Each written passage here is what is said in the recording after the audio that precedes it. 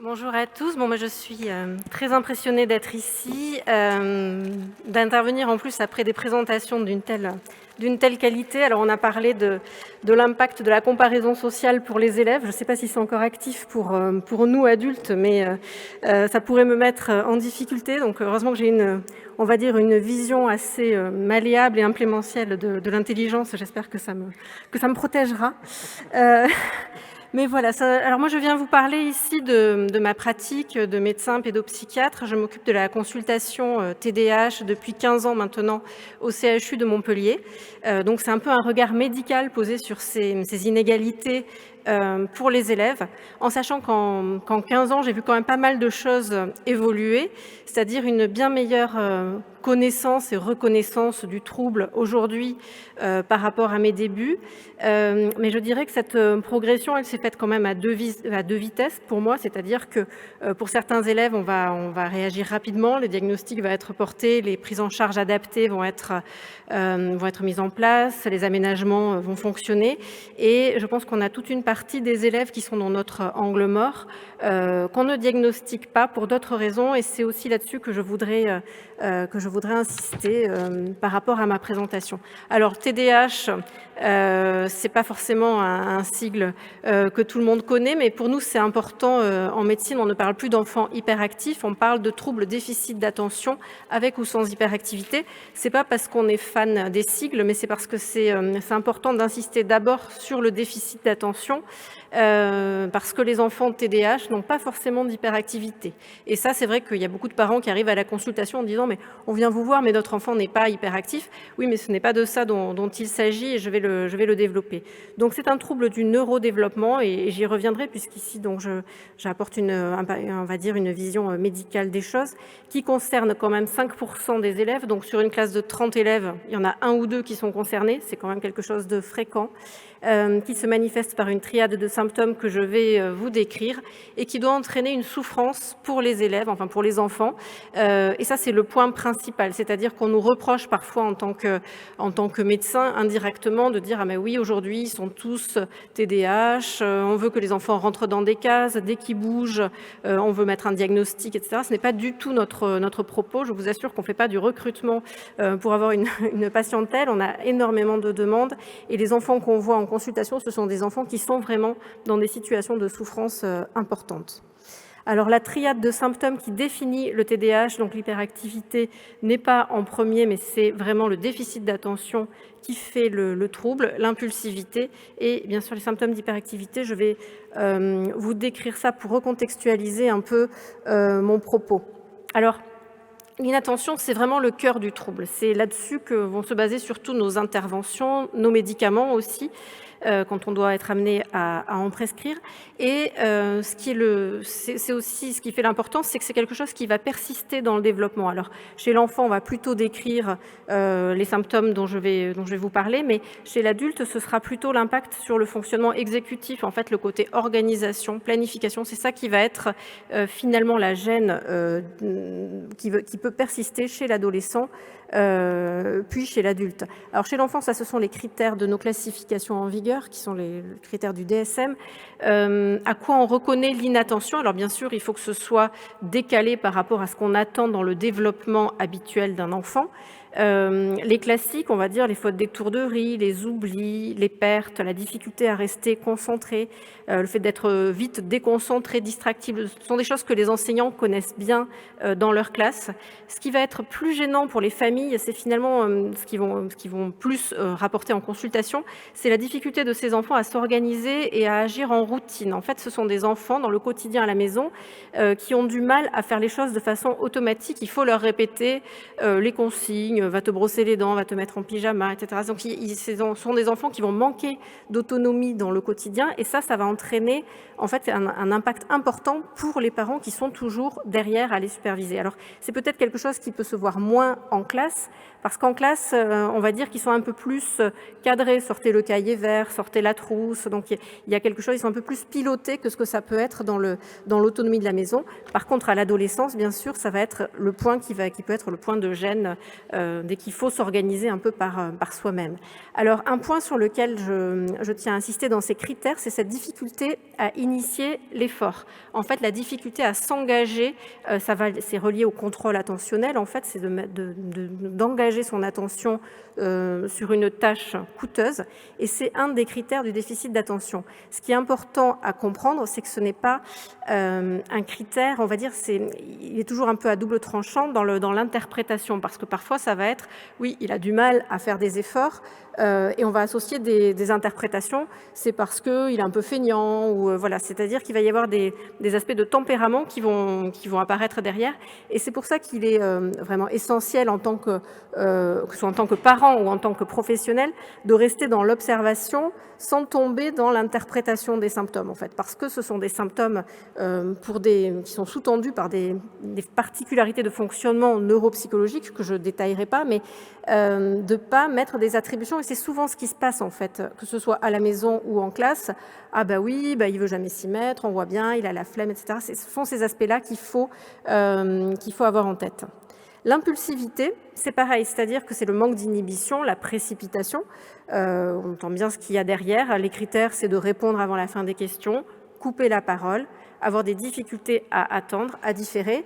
Mais là aussi, l'interprétation, elle vient vite. Ça va être, oui, il ne lève pas la main pour prendre la parole, c'est qu'il ne connaît pas la règle. Ou alors, c'est qu'il ne veut pas la respecter, il se moque des consignes, il veut passer en premier, il ne fait pas attention aux autres. En fait, derrière ces critères, qui sont des critères du trouble, on peut mettre des interprétations qui vont être péjoratives pour l'enfant. Et ça, c'est aussi un point sur lequel il faut être assez vigilant, parce que la limite est tenue, on va dire. Alors, l'hyperactivité, c'est pas ce qui nous intéresse le plus dans ce trouble, finalement, et c'est pour ça qu'on n'aime plus parler d'enfants hyperactifs, parce que d'abord, c'est facultatif. Selon les formes cliniques, certains enfants n'ont pas du tout les critères d'hyperactivité, les symptômes d'hyperactivité. Ça peut être très modéré, l'enfant qui se tortille un peu ou qui va avoir la bougeotte au bout d'un certain temps sans que ce soit très visible. Et finalement, c'est quelque chose qui va plutôt s'améliorer dans le développement. Donc, c'est pas ça qui va être le problème majeur de ces enfants quand ils vont grandir. Donc, ce n'est pas le plus important, on va dire, même si c'est souvent ce qui peut être le plus spectaculaire et que ça peut éventuellement, bien sûr, perturber un peu le cadre de la classe. Et là aussi, sur ce côté, l'enfant qui se lève alors qu'il n'y est pas autorisé, on voit toutes les interprétations éducatives qui peuvent être faites derrière tout ça. Voilà les critères que j'avais mis. Donc la difficulté à rester assis, le fait de se tortiller, de courir, sauter, ce sont des critères évidemment facultatifs, mais on va dire cette difficulté à rester tranquille. D'autres critères sont nécessaires pour les classifications. Alors, ils sont discutables, chacun individuellement, mais on ne va pas rentrer dans les débats. Mais il faut que, comme c'est un trouble du neurodéveloppement, c'est quelque chose de précoce, donc il faut que ça ait démarré avant l'âge de 12 ans pour les symptômes, même si aujourd'hui on est amené à diagnostiquer des enfants beaucoup plus grands, notamment des collégiens, des lycéens, pour qui le diagnostic n'avait pas été posé avant, mais en tout cas les critères ont dû exister tôt dans le développement. Voilà, donc il faut que ça évolue depuis un certain temps, que ce ne soit pas l'affaire juste d'un seul lieu, et surtout qu'il y a un retentissement important, et ça c'est la clé évidemment du trouble. En psychiatrie, on ne parle de trouble que s'il y a un retentissement, et ça c'est un point dans nos classifications qui est central. C'est-à-dire qu'on peut avoir à peu près tous les critères que je vous ai donnés sans avoir de TDAH, parce que si on fonctionne bien par ailleurs, on a le droit d'être agité, étourdi, c'est pas du tout, on ne veut pas être dans un aspect normatif. Ce qui compte, c'est la gêne qu'on peut en ressentir. Un point aussi très particulier dans le TDAH à connaître pour tous, et en particulier pour les enseignants, mais aussi pour les parents, c'est la variabilité de ces symptômes que je vous ai décrits en fonction des contextes. C'est-à-dire que selon la situation, les enfants vont être capables de cette capacité de cette attention parfois soutenue, de cette organisation, s'ils sont particulièrement motivés, s'ils sont en relation duel aussi, c'est quelque chose qui est démontré. Dans des situations en fait qui sont dans des contextes favorables, ils sont capables d'avoir on va dire cette faculté attentionnelle. Et là aussi, on peut résumer ça par une phrase qui est souvent prononcée par les familles, qui est quand il veut, il peut, ce qui est une réalité, c'est-à-dire que quand il y a de la motivation, ça leur permet de franchir un peu leurs difficultés, mais sans tomber dans l'écueil qui serait de dire que ce serait caractériel en fait. Donc c'est aussi là que c'est important de comprendre cette variabilité, elle fait partie du trouble et ce n'est pas un critère de mauvaise volonté ou de tempérament pénible qui ne ferait que ce qu'il voudrait. Alors l'impact, il va être dans tous les niveaux et dans tous les domaines de vie de l'enfant. On parle beaucoup de l'impact scolaire, mais ce n'est pas nécessairement le plus important. Alors sur la scolarité, ça va être le comportement en classe, le fait de respecter le cadre qui est donné, les apprentissages, parce que ce sont des enfants qui ont 30% de risque d'avoir des troubles spécifiques des apprentissages ou troubles 10, donc évidemment ça va être impacté. Les résultats aussi scolaires, parce que c'est très variable d'un jour à l'autre, ils peuvent réussir, rater pour la même épreuve, donc leurs notes ne sont pas toujours au rendez-vous. Mais un point qui est tout aussi important, c'est le côté relationnel, donc on l'a un peu évoqué aujourd'hui, mais les compétences prosociales et relationnelles sont souvent altérées chez ces enfants, et ça c'est un point fondamental à explorer parce qu'on montre vraiment que ça crée un impact et une gêne. On a vraiment l'idée un peu, c'est que pour le pronostic et pour la vie professionnelle future, le fait d'avoir des bonnes relations sociales pour ces enfants-là, c'est un facteur aussi important que leur chiffre de QI au départ dans les études. Donc ce que ça veut dire, c'est qu'il faut vraiment s'intéresser à cette dimension de fonctionnement social. Le côté familial est très important parce que ce sont des enfants qui arrivent parfois à la consultation en disant « mais je suis méchant à la maison, je gâche la vie de ma famille parce qu'il faut beaucoup être derrière, etc. », qu'il y a beaucoup d'opposition et en conséquence évidemment un impact sur l'estime de soi. Alors, ce qui est important peut-être pour aujourd'hui, c'est d'avoir quelques données sur ce qui sous-tend le TDAH, à quoi est dû le TDAH. Parce que en fait, la façon dont on perçoit le trouble va déterminer aussi la façon dont on va interagir avec les familles et avec ses enfants. Donc on entend à peu près, on va dire que dans le langage commun et dans les représentations, on a une idée tellement fausse de ce trouble que c'est important sans doute de remettre un peu les choses en place par rapport à ça. Et on entend un peu tout, que ce soit dans le grand public, parfois dans les médias et on va dire dans le langage commun. Et c'est un des points qui nous tiennent à cœur parce que c'est ça qui est aussi compliqué pour les familles. Donc là, je vous ai mis des exemples de ce qu'on entend le plus et de ce que évidemment les parents entendent le plus puisque ce sont eux qui sont en première ligne. Alors l'éducation, on entend régulièrement, ce sont des familles trop laxistes, les règles ne sont pas fixées, c'est pour ça que ces enfants se lèvent sans permission, c'est pour ça que ce qui est montré, et ça c'est vraiment mon quotidien en consultation, dans les familles où il y a un enfant avec TDAH, il y a beaucoup plus de règles, beaucoup plus de contraintes, c'est beaucoup plus strict, beaucoup plus de punitions aussi parce que les parents se disent si ça marche pas, il faut punir plus, il faut sanctionner, etc. Donc en fait, ce sont des familles où le fonctionnement est au contraire beaucoup plus rigide au niveau éducatif et strict. Et nous aussi, dans nos programmes de parents, on essaye de travailler là-dessus pour réajuster finalement ces aspects éducatifs aux particularités et au fonctionnement des enfants. Mais c'est vraiment une donnée qui est vérifiable, ce côté éducation rigide qui va contre ce que peuvent véhiculer les idées reçues.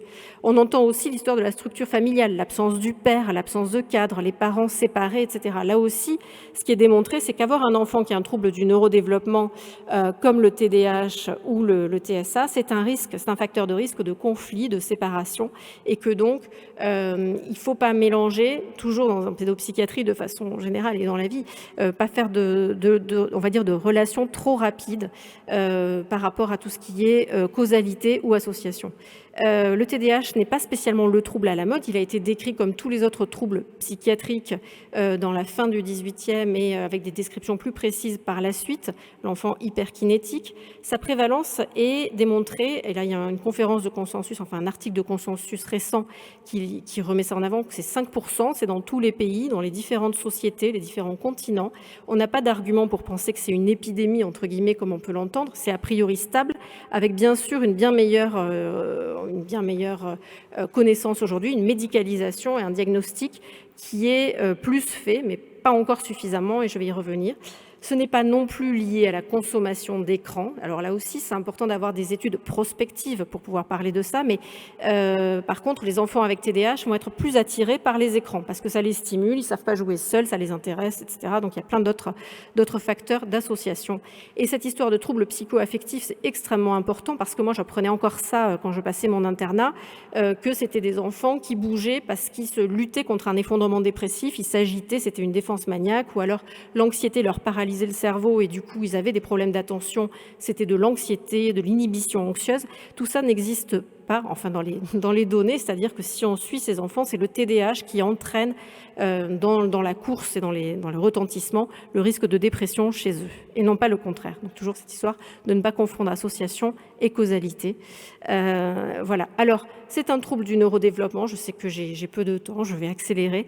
Donc, un trouble du neurodéveloppement, ça veut dire quoi? Ça veut dire que c'est déterminé par des facteurs très précoces, d'origine génétique, d'origine environnementale précoce.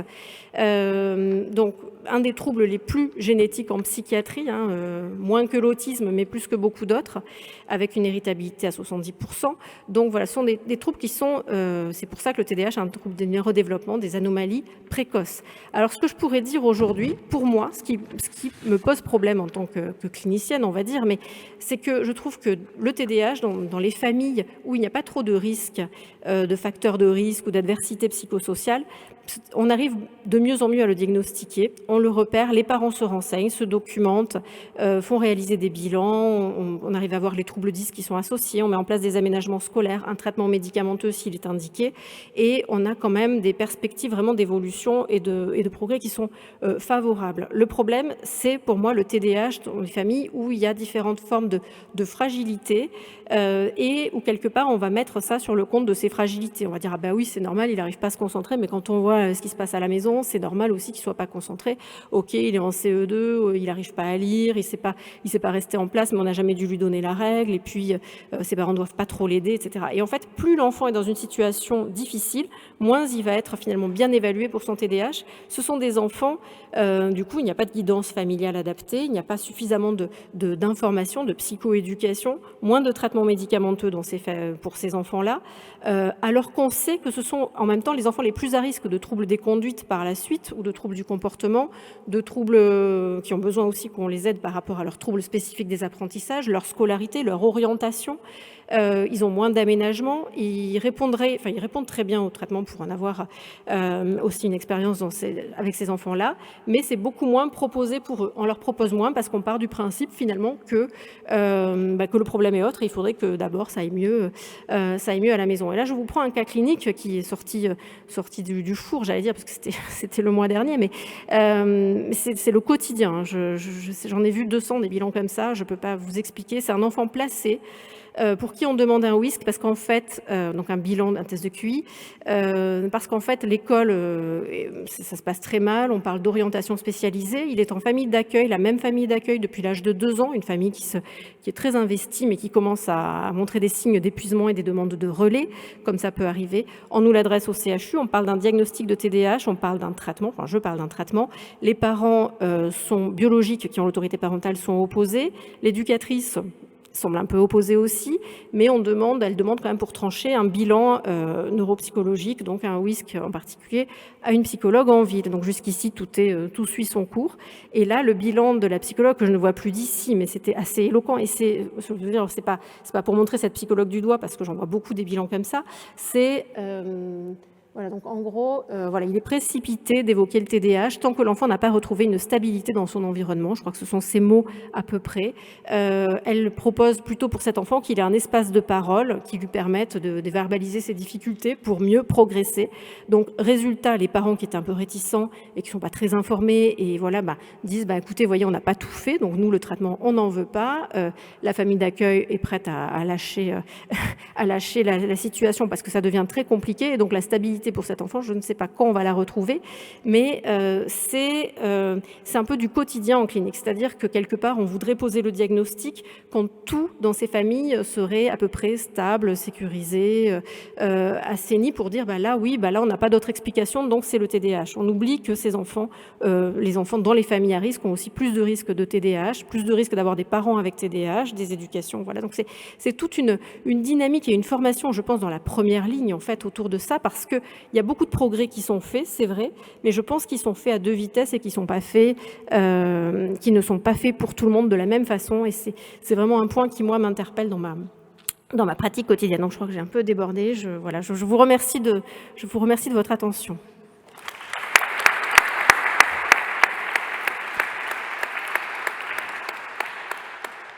Merci beaucoup Nathalie. Je sais que cette présentation va intéresser tous les acteurs du monde de l'éducation, tant c'est une problématique qui les concerne. Alors on a déjà une première question. Comment accompagner ces élèves justement dans le système scolaire ? Voilà, c'est une question vaste, on pourrait y passer. Oui. Alors, il y a beaucoup de choses qui sont écrites sur les aménagements scolaires qui correspondent aux enfants avec TDAH. Alors, il y a les aménagements, il y a tout un système de guide, de dire mettez-les plutôt au premier rang, faites plutôt, permettez-leur de se lever, de distribuer les feuilles. Ça, je veux dire, c'est les petites... Mais ce qui est le plus important, je dirais, à mon sens, avec un peu d'expérience, parce que finalement, ce sont des astuces un peu que chaque enseignant adapte un peu sa classe à sa façon, mais il y a quelque chose peut-être ce sont des enfants qui marchent énormément à la motivation, et la dimension affective est particulièrement importante pour eux. Le côté motivation, comme je le disais, ça permet parfois pour eux de mobiliser leur attention, puisque tout ça, motivation, attention, ça reste un peu les mêmes choses au niveau dopaminergique, au niveau cérébral, donc le fait de fonctionner, d'être quand ce sont des élèves, quand on leur fait d'une certaine façon confiance, ou qu'on les accompagne, ou qu'ils sentent qu'ils sont investis, ils vont faire beaucoup plus d'efforts. Et ça, c'est assez frappant au collège, par exemple, où on voit le même élève dans des cours différents, avec des enseignants différents. Et sur les bulletins, on a l'impression qu'on parle d'élèves différents, parce que selon parfois la matière, mais selon souvent plutôt le style d'enseignement, ils vont avoir des comportements très, très différents. Et ça, c'est un des points. Donc, je dirais le côté affectif, pour moi, même pour certains, j'ai eu des enseignants qui disaient, mais nous, on n'a pas envie de révolutionner la classe, on ne va pas s'amuser à aménager pour tout le monde. Moi, je travaille depuis 30 ans dans l'éducation nationale, je ne vais pas changer mon truc, mais qui avait quand même une espèce d'attention chaleureuse pour ses élèves, et pour qui ça peut suffire. En fait, je dirais qu'il y a des tas de guides, de recommandations, mais cette dimension affective est importante. Et je dirais aussi la façon dont on travaille avec les familles, et ça, c'est un point compliqué, mais le fait que les enseignants connaissent le TDAH, moi, je vois dans les retours des parents, c'est quelque chose qui les met énormément en confiance, et qui fluidifie beaucoup les liens avec l'école. Des parents qui disent « Ah, mais la maîtresse, vous savez quoi, son fils, il est TDAH, il est venu, voilà, donc c'est formidable, on se sent bien, on se sent... » Donc, parce que la façon dont les parents communiquent autour de l'école, c'est aussi quelque chose d'important dans le lien. Et donc, voilà, c'est une réponse un peu vaste, on va dire. On te demande aussi vers qui orienter les familles pour le diagnostic. Oui, ça c'est une grande question, parce que c'est vrai que selon les territoires de santé, c'est quand même plus ou moins compliqué, et il faut vraiment aller voir des personnes qui connaissent bien le TDAH. Donc là, j'invite les familles ou les enseignants, enfin toutes les personnes concernées, à se tourner vers l'association TDAH France, parce qu'il y a un relais, enfin il y a des bénévoles aux quatre coins de France qui connaissent un peu les rouages des différents territoires. Il y a des endroits où ça va être par exemple le neuropédiatre, d'autres où ça va être les pédopsychiatres. C'est impossible de s'y retrouver, je dirais, aujourd'hui, simplement, si on n'a pas des gens qui sont sur place et qui vont dire nous, dans notre ville, il faut aller voir tel médecin, tel psychologue, etc. Et à partir de quel âge peut-on les diagnostiquer de manière sûre ? Alors moi, je dirais 6 ans, et je dirais, je sais pas, voilà, c'est vrai que je dirais là, pour moi, qui pose le diagnostic au quotidien, je suis toujours inconfortable de le poser avant la classe de CP, parce que je trouve que le CP, ça correspond quand même. Il y a beaucoup de variabilité interindividuelle avant à l'école maternelle, et le CP, ça correspond quand même à un stade développemental où il y a des exigences un peu fixes, et où c'est plus facile de voir ce qui est vraiment différent par rapport à la norme. Donc 6 ans, c'est aussi nos autorisations pour les traitements médicamenteux si c'est nécessaire. Après, dans certaines situations, on pose le diagnostic avant, mais c'est plutôt rare, et c'est vrai qu'on est quand même beaucoup plus confortable à l'école primaire. Alors, je crois qu'on a... Est-ce que l'on peut guérir ? Oui, alors, bien sûr. Mais c'est vrai que ce que montre vraiment la conférence l'article de consensus, c'est que plus on prend les choses en charge tôt, mieux c'est, parce qu'on évite tous les risques derrière qui sont reliés au TDAH. Alors, parfois, on peut guérir parce qu'au niveau maturation cérébrale, les choses s'améliorent et les processus attentionnels s'améliorent aussi. Il y a beaucoup aussi de l'environnement qui se modifie. C'est pas la même chose de rester 8 heures dans une salle de classe en CE2 et d'être soi-même sur le terrain, de bouger à gauche, à droite, d'être dans un milieu où on est assez actif. Ça correspond beaucoup mieux au potentiel et souvent, quand on choisit un métier qu'on aime, on n'est plus gêné de la même façon par son déficit d'attention. Donc ça, c'est fondamental et ça permet d'avoir... on n'est pas sur des choses qui vont empêcher une carrière, quelle qu'elle soit, en fait. C'est juste une histoire de goût et de motivation. Enfin, c'est aussi une histoire de goût et de motivation. Après guérir, les traitements médicamenteux permettent aussi des améliorations symptomatiques qui sont claires, mais ce n'est pas des traitements pour la vie parce que justement, l'idée c'est de s'adapter, en fait, c'est de développer des stratégies de compensation. On est dans la compensation par rapport à l'environnement, par rapport à soi-même, et c'est ça qu'on essaye d'apprendre le plus tôt possible aux enfants et d'abord à leur famille, en fait. Tu as beaucoup de questions justement sur le traitement. À partir de, dans quel contexte vraiment on parle de traitement médicamenteux ? Alors, le traitement médicamenteux, c'est dans les recommandations internationales, parce que bien sûr, on n'a pas encore de recommandations françaises, mais ça va venir, la HAS est sur le dossier. Mais les recommandations internationales disent, en première ligne, c'est de la guidance éducative parentale, c'est-à-dire qu'on on explique aux parents les symptômes de TDAH, on leur donne des stratégies à la maison pour gérer les symptômes du quotidien, pour encourager, valoriser, apprendre l'autonomie à leurs enfants. Donc, guidance éducative codifiée, c'est des programmes spécifiques validés, aménagement scolaire, et si tout ça ne fonctionne pas et qu'on a une gêne importante, la deuxième ligne, c'est le traitement médicamenteux. Donc ça vient assez rapidement dans les recommandations, mais bien sûr, après une psychoéducation bien menée, et on n'a pas dans les recommandations, il n'y a pas d'intérêt pour, par exemple, une psychothérapie de soutien seule avec l'enfant qui n'engagerait pas sa famille.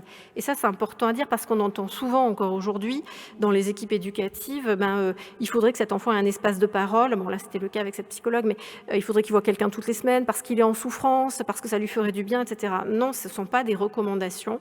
Le fait d'avoir un TDAH, la psychothérapie de soutien n'est pas dans les recommandations. En fait, il faut qu'on arrive à rester assez clair sur les choses qu'on peut faire et celles qu'on ne peut pas faire. Et le problème aussi, c'est de perdre du temps parce que des fois, voilà, il y a des enfants, il vaut mieux, quand il y a besoin d'un traitement, il vaut mieux le faire assez tôt. Par exemple, là, avant que l'enfant soit en ITEP, typiquement, il faut mettre les choses en place avant d'aller trop loin dans les dispositifs, avant qu'il y ait un décrochage scolaire, avant que l'enfant perde complètement sa confiance en lui, perde toutes ses relations sociales, etc. Donc il y a des choses qui sont plus graves que les effets secondaires des traitements. Ce sont les conséquences du trouble, en fait. Et ça, c'est important, et je crois que c'est une phrase qu'on dit souvent, mais il y a beaucoup plus de risques dans le TDAH, quand le TDAH a un retentissement important, il y a beaucoup plus de risques à ne pas le traiter qu'à le traiter, en réalité. Donc c'est notre devoir de pas hésiter quand c'est indiqué. Alors, on a parlé de traitement médicamenteux, de guidance parentale, d'aménagement scolaire, mais est-ce qu'il existe des solutions, notamment de remédiation cognitive, qui ciblent spécifiquement l'inhibition ? Oui, alors c'est très compliqué encore à ce jour, même dans les recommandations, d'évaluer l'efficacité. Alors c'est efficace, bien sûr, sur le moment et par rapport aux batteries neuropsychologiques qu'on va choisir. La question qui reste toujours ouverte, c'est la question de dans quelle mesure c'est transposable dans la vie de l'enfant, dans la scolarité, dans la classe, à la maison. Par exemple, le neurofeedback dont on parle beaucoup. On n'a pas de données suffisantes aujourd'hui pour dire voilà. Donc ça reste un point compliqué. Après, parfois ces programmes de remédiation permettent certaines stratégies, permettent une reprise de confiance, qui sont des points autres, mais on n'agit pas toujours vraiment sur les symptômes de TDAH directement. On agit plus sur des compétences un peu de mémorisation, de travailler des compétences cognitives, mais c'est pas toujours ça qui fait la gêne en fait de ces enfants-là.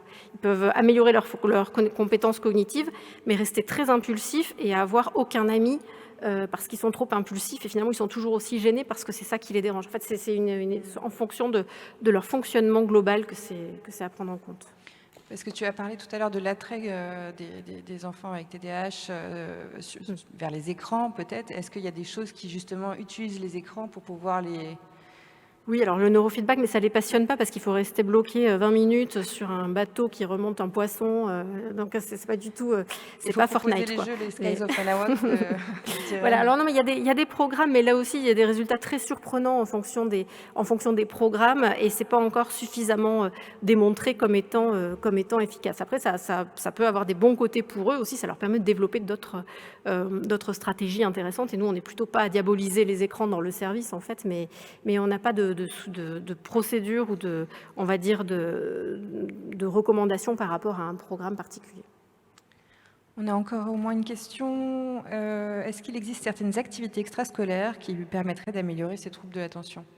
Ça, c'est la question que posent beaucoup de parents. Alors nous, on a plutôt tendance à dire ça dépend du goût de l'enfant d'abord, en fait. C'est-à-dire qu'il faut qu'il aille vers les choses qu'il aime, il faut qu'il aille vers des entraîneurs qui sont bienveillants. Si c'est pour passer la séance de judo sur le banc parce que le comportement ne correspond pas et le vivre comme encore un lieu de dénigrement, c'est pas la peine. Nous, on a tendance à dire ne les surchargez pas d'activités parce qu'ils ont besoin aussi beaucoup de se poser, d'apprendre à jouer, d'apprendre à rester sans rien faire, parce que ce sont des enfants qui ont du mal à jouer seuls. Donc il faut plutôt apprendre ça que leur faire un emploi du temps de ministre. Donc, mais s'ils ont un goût particulier, ça peut fonctionner. Mais ce ne sera pas le traitement de leur trouble, quoi.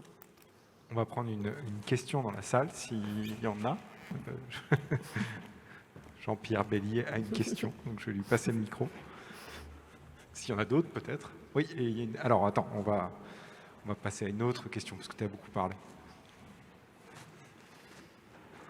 Hop. Je vais vous tendre le micro, par contre. Donc c'est un test d'inhibition, il ne faut pas toucher le micro. Pas de problème. Oui, bonjour. Je voudrais que vous nous en disiez plus sur le lien entre le sommeil et le trouble de l'attention, parce que dans la littérature, il y a beaucoup d'éléments, il y a même des questionnements sur la requalification en trouble du sommeil, le problème d'un sommeil de mauvaise qualité ou insuffisant dans les troubles de l'attention. Alors, 25% des enfants avec TDAH ont des troubles du sommeil associés. Pour autant, pour nous, psychiatres, et c'est des fois des points de désaccord avec nos collègues neurologues spécialistes du sommeil, le TDAH ne peut pas être considéré juste comme un trouble de la vigilance. C'est pas le schéma qui consisterait à dire ils ont mal dormi, donc ils sont mal réveillés, donc ils sont inattentifs et on leur donne des psychostimulants. C'est en fait le TDAH, c'est plus un trouble vraiment multidimensionnel sur aussi la régulation émotionnelle, la motivation avec des comorbidités psychiatriques. Donc on peut pas le catégoriser, on va dire, comme un trouble du sommeil, mais il y a des liens qui sont réels dans la régulation du sommeil, en particulier des retards de phase chez les enfants avec TDAH, ils s'endorment plus tard, même les adultes, et aussi plus de parasomnie, somnambulisme, etc. Mais ce sont des troubles qui sont quand même bien distincts. Après, c'est vrai que il faut aussi agir. Enfin, un enfant qui a un TDAH, qui n'a pas son quota de sommeil, ça va aggraver ses symptômes, et donc il faut avoir une approche un peu dans différents axes, notamment le sommeil, l'alimentation éventuellement, etc. Donc, mais c'est pas, en tout cas, nous on milite aussi là-dessus parce qu'il y a beaucoup de consultations TDAH qui sont faites par des médecins dans les centres spécialisés sommeil. Mais pour nous, ça reste quand même, c'est pas juste un problème de vigilance et d'attention. Il y a une dimension émotionnelle qui est très vaste aussi dans le TDAH. Mais c'est très relié aussi. Merci beaucoup. Question de Jean-Pierre Bellier. Merci Nathalie pour ta performance. On est toujours stupéfait de voir à quel point tu arrives en un temps très court à balayer un sujet aussi vaste. Sujet vaste qui est, j'allais dire, récurrent dans les écoles aujourd'hui. Pour chaque enseignant, tu l'as dit, en moyenne, un enfant atteint de ce syndrome pour 30 élèves, c'est ça ?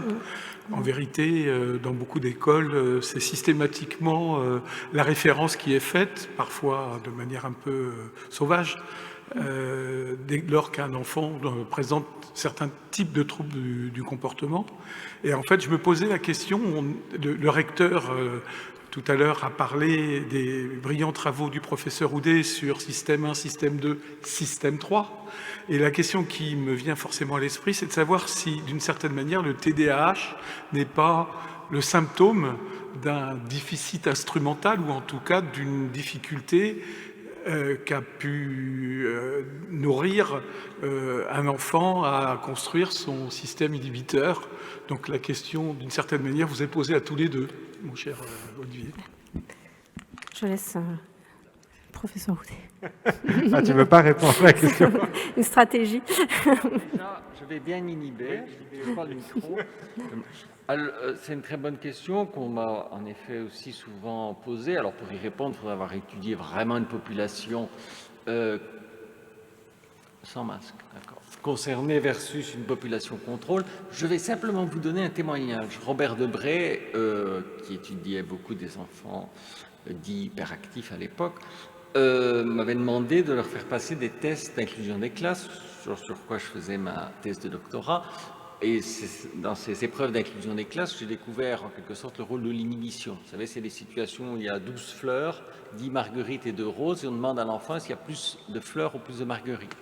Et les plus jeunes se trompent et disent plus de fleurs parce qu'il y a une grande extension spatiale. Et j'avais toute une batterie d'épreuves ainsi, et lorsque les enfants, j'en ai vu une dizaine, dits hyperactifs, étaient en face à face pour ce type de tâches, ils réussissaient aussi bien que les autres. Et donc, je crois que sans doute, il y a un défaut de contrôle inhibiteur, mais en contexte social ou dans des situations particulières et pas tellement en individuel. Alors, la causalité, au départ, je n'en sais rien, mais je crois que c'est un peu plus subtil en raison du contexte social, ou dans la classe ou dans le groupe. Et ce sont des points très, très importants parce qu'on peut pas, c'est un diagnostic qui reste clinique. Il n'y a pas de batterie de tests qui permet de dire aujourd'hui qu'un enfant a un TDAH, même si les parents aimeraient quelque part qu'on ait un gold standard d'évaluation. Mais ça reste clinique parce que justement, ces enfants qui peuvent particulièrement réussir les tests, et notamment, soit ils sont en relation duelle, ou aussi si on les motive. Si on dit, si tu fais bien ce test attentionnel, tu as une carte Pokémon, bon, ils vont particulièrement bien réussir. Ils sont, donc, il y a une histoire contextuelle et il y a une histoire de régulation. En fait, plus que du déficit, c'est peut-être de la régulation attentionnelle en fonction des contextes. Et probablement, au-delà de la régulation de l'attention, c'est aussi la régulation d'autres fonctions comme la motivation et les émotions. Et donc, c'est pour ça qu'on touche derrière à d'autres troubles en psychiatrie ou d'autres problématiques sur le sommeil ou l'alimentation ou d'autres. Voilà. Donc, c'est plus vaste sans doute qu'il n'y paraît, avec des déterminants précoces.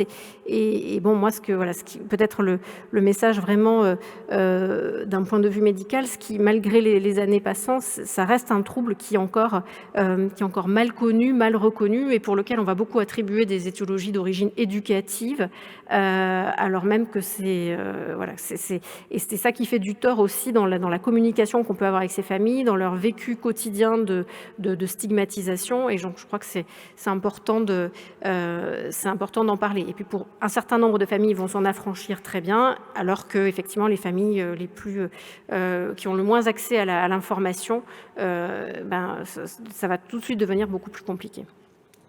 Merci beaucoup, Nathalie. Merci. Avec plaisir.